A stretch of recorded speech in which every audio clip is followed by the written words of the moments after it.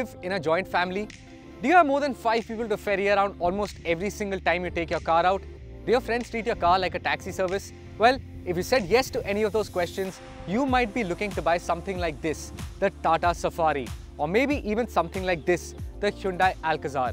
7-seat SUVs are all the rage right now, and the latest addition is the Mahindra XUV700.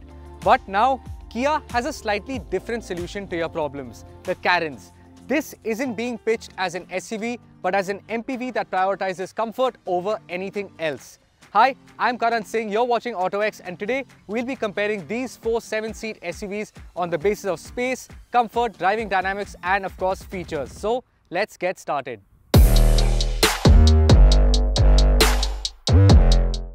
So let's start right by getting into the third row of the Kia Carens. Now, it is fairly easy to get into the third row. You just click this one touch button, the seat folds forward and it gets out of the way. And the door aperture is big enough so you can just put one leg in, hold the grab handle, and then you can haul yourself into the third row of the Carens. So the access to the third row is very easy. Once you're here, you just pull the seat down and you pull the backrest back up and you're into the third row. Now, in terms of space, this is now at its most forward setting. So in that setting, I do have some knee room. I can put maybe 3 or 4 fingers between my knees. So that is very good. There's also lots of headroom here in the back. So space is actually fairly good in the Carens.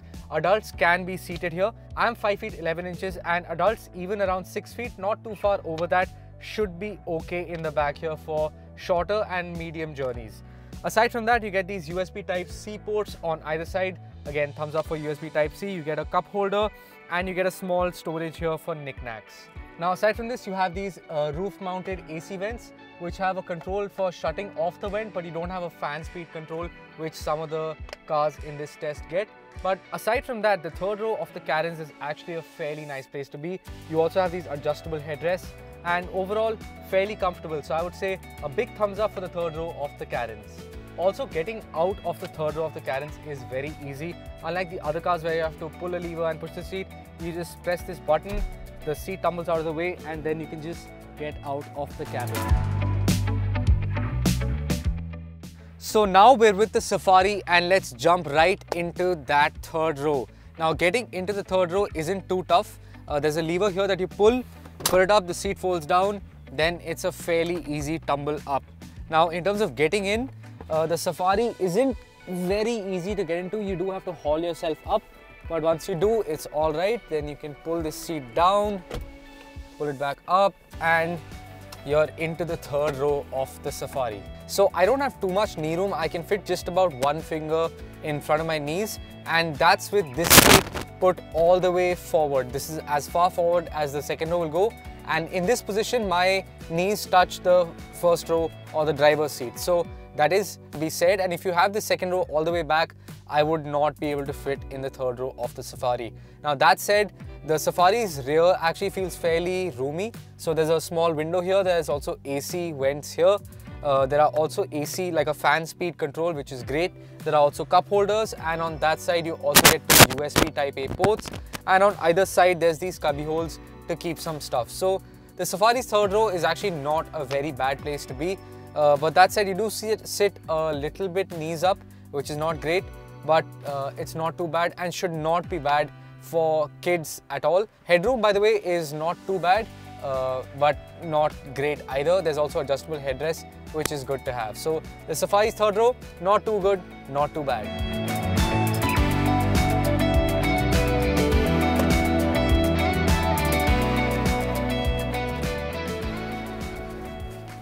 Okay. So we are in the XUV700's third row. Now, my knees are touching the second row, I'll be honest, and the second row on the XUV700 is not adjustable for distance, so you can't move it any forward or back. You can adjust the backrest, but in all honesty, this is a comfortable position. This would be ideal if there was someone sitting in the second row. So the fact that my knees are touching is not a very good sign.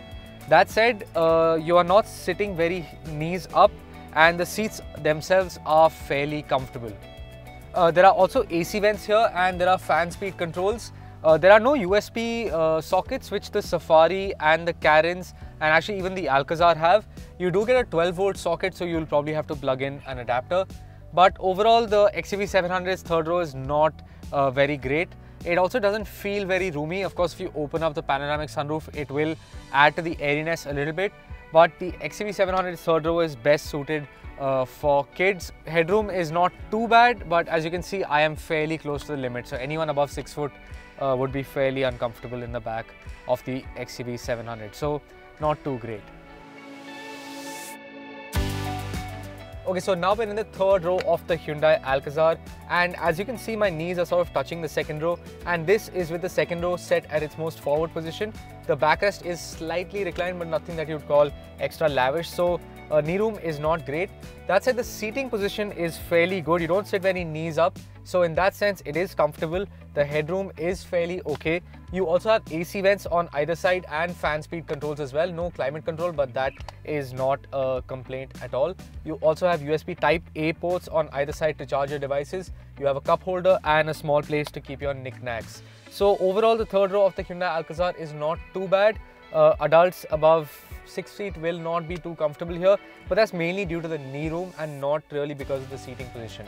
One more thing before we end, Hyundai has also added these recess sort of sculpted things here, which makes it easier to haul yourself into the cabin. You can just grab it, and then that makes getting into the Alcazar's third row fairly easy. And also, the Alcazar is one of the best in terms of access to the third row. It might be lower than the Safari and the XUV700, but the door opens wide enough and there's a lot of place to keep your feet, so getting into the third row of the Alcazar is fairly easy.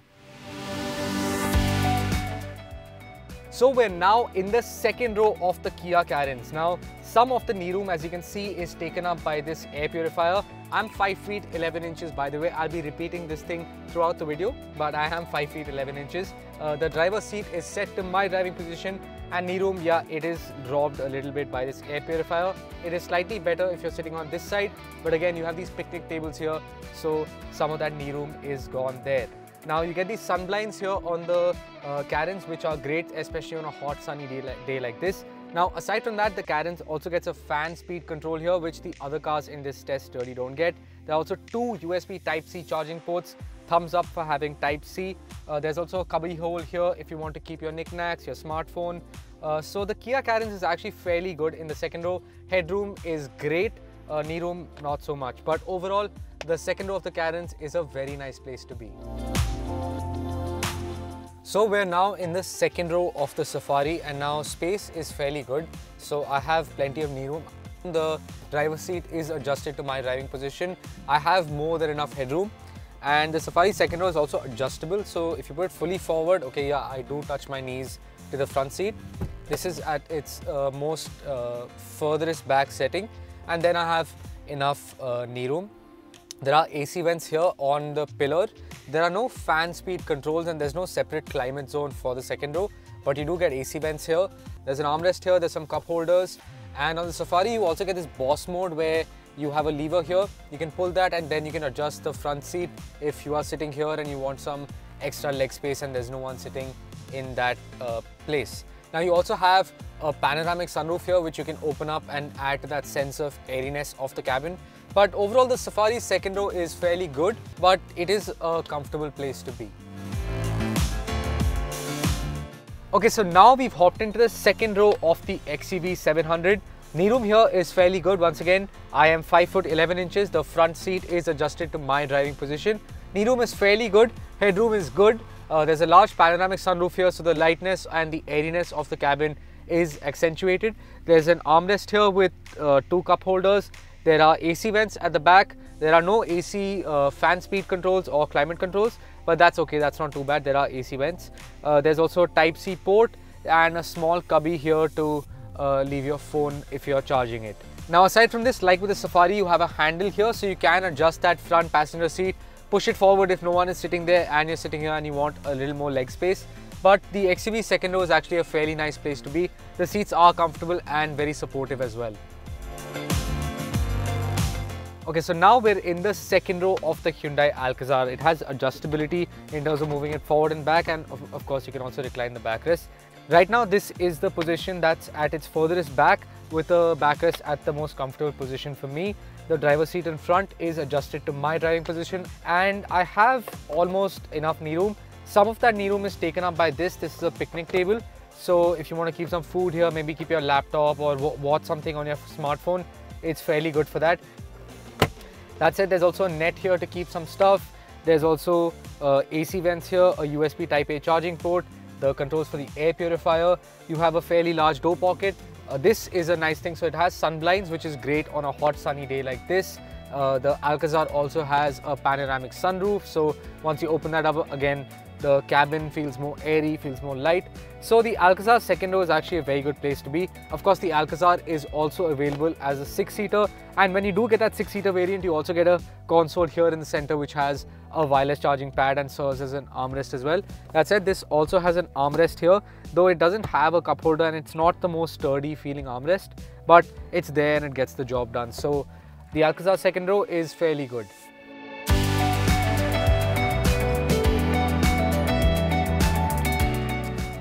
So let's get started by driving the Kia Carens. Now the Carens is here with a diesel engine and the 6-speed torque converter automatic gearbox, and overall the Carens is actually surprisingly nice to drive.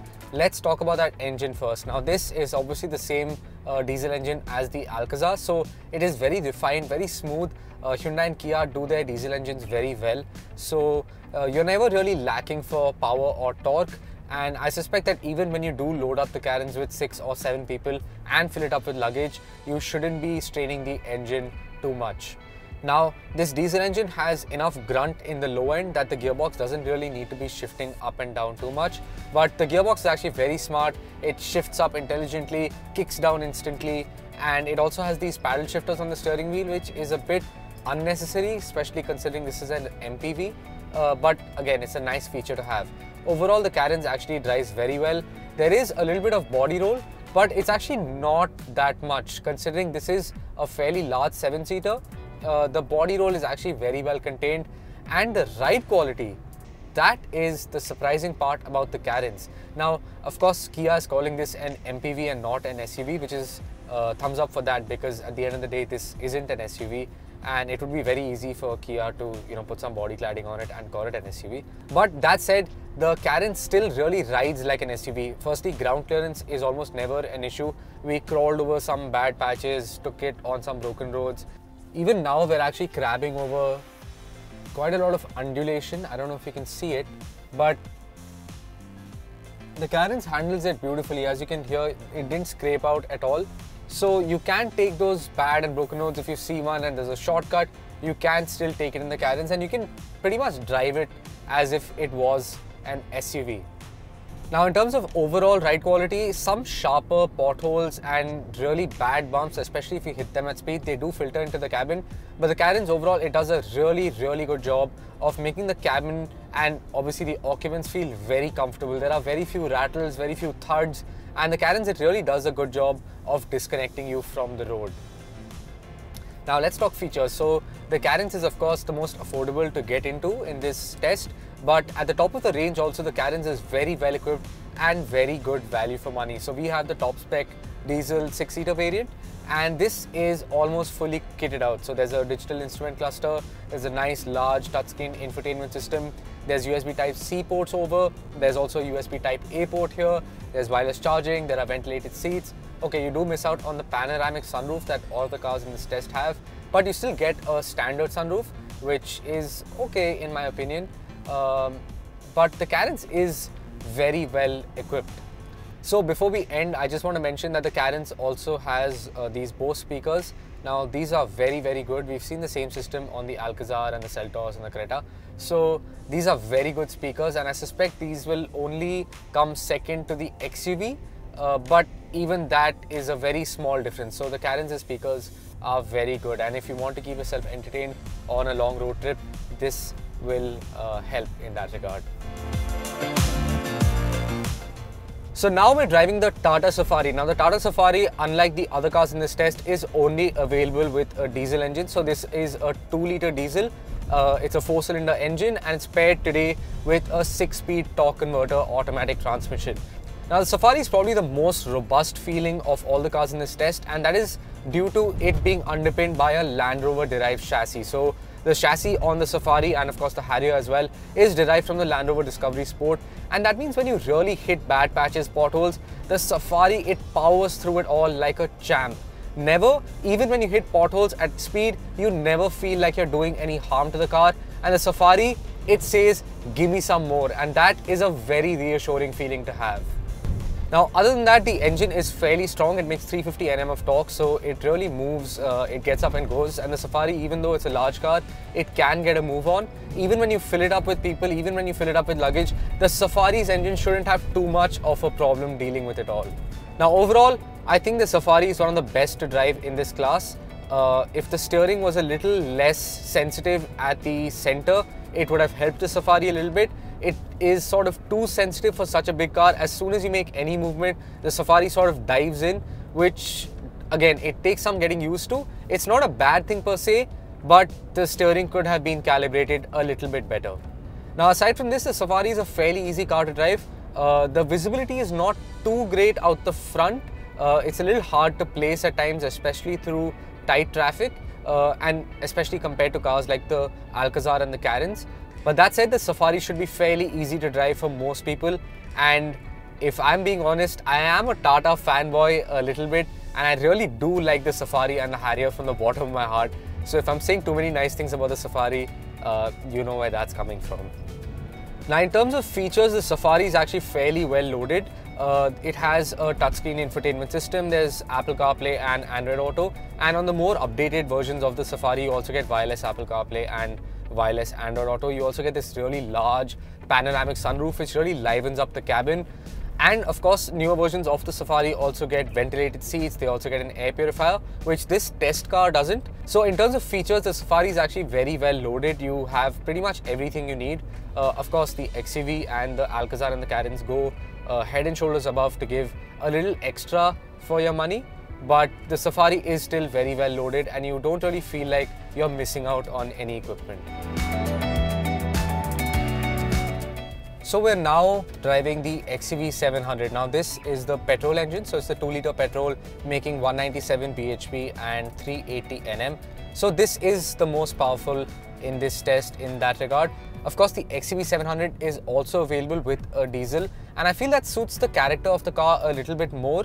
You can obviously get out more fuel efficiency from the diesel, and if you're going to be doing long highway runs and road trips in your XUV, we suggest going for the diesel. But today we're driving the petrol, so this is the petrol with the 6-speed torque converter automatic. Now, in terms of performance, this engine is really solid. If you haven't seen our best engines under 20 lakh video, you should watch that now, where we've spoken about how strong the XUV's engine feels. We're at 70 right now. If I match the throttle, it really picks up and goes already at 80, 90, 100. So the XUV700 has a lot of performance, and this engine is really strong. It is really one of the best petrol engines on the market today.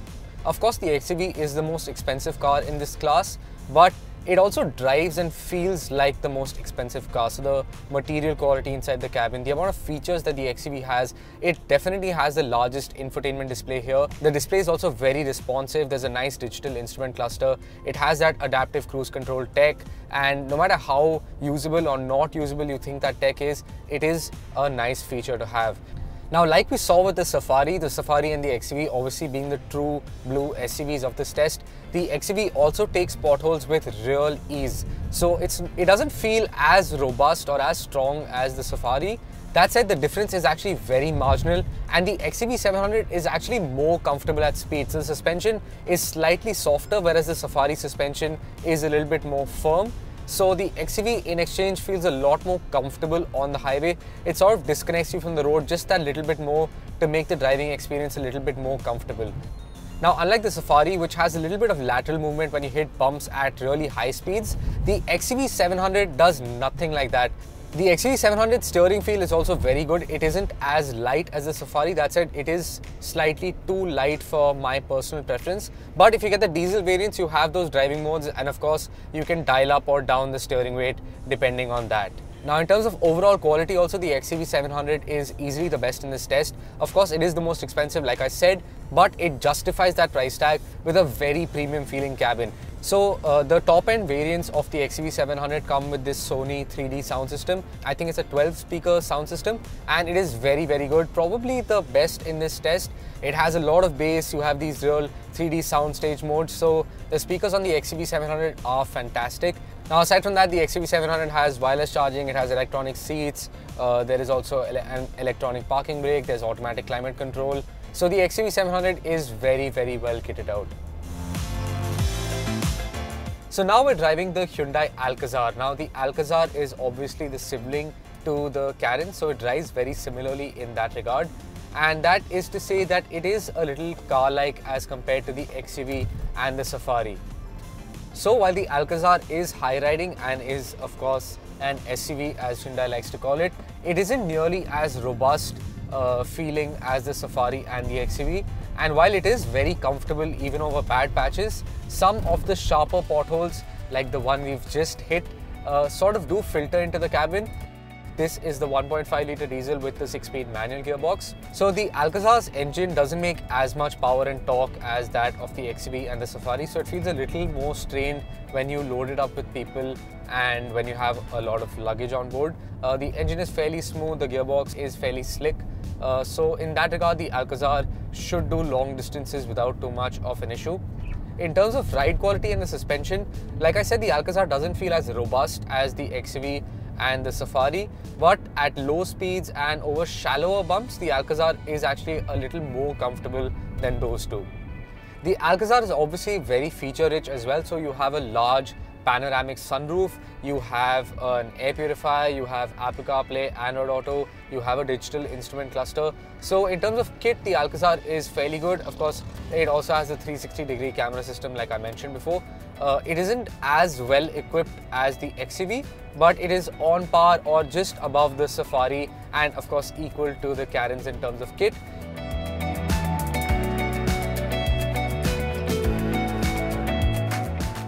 So which is the best 7-seater out of these four? Let's talk about them one by one. So first, we have the Hyundai Alcazar. Now the Alcazar does almost everything right. It drives well, it has a fairly good second row and a usable third row as well. It is also very comfortable. The only drawbacks with the Alcazar is that neither is it as robust of an SUV as the Safari and the XUV, nor is it as comfortable as the Carens, and it being priced so close to the Carens doesn't really help its case. The second car we have is the Safari. Now the Safari is easily the most robust feeling in these four, but it has its drawbacks. So the Safari's infotainment system isn't nearly as good as the XUV, the Carens or even the Alcazar. The feature list isn't as expansive and the Safari is a bit cumbersome to drive. It has drawbacks in terms of the steering feel as well. But the Safari also has one of the most spacious third row in this class. Next we have the XUV700. Now the XUV700 is easily the most expensive car here, but it also feels the most expensive. It has the longest feature list, the most refined engine, the most powerful engine, and honestly if you want to be driving your SUV, your 7-seat SUV all the time, the XUV700 would probably be our choice. And now finally we have the Kia Carens. Kia hit it out of the park with the introductory pricing for the Carens. It is spacious, it rides well, it has all the features. So if you are looking for a comfortable family car, a comfortable 7-seater, the Kia Carens would be our pick.